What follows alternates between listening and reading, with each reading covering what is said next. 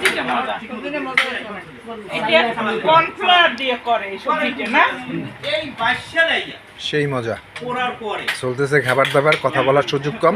রুটি আপনি যখনই কথা বলবেন তখন আপনি খাবারে পিছিয়ে যাবেন।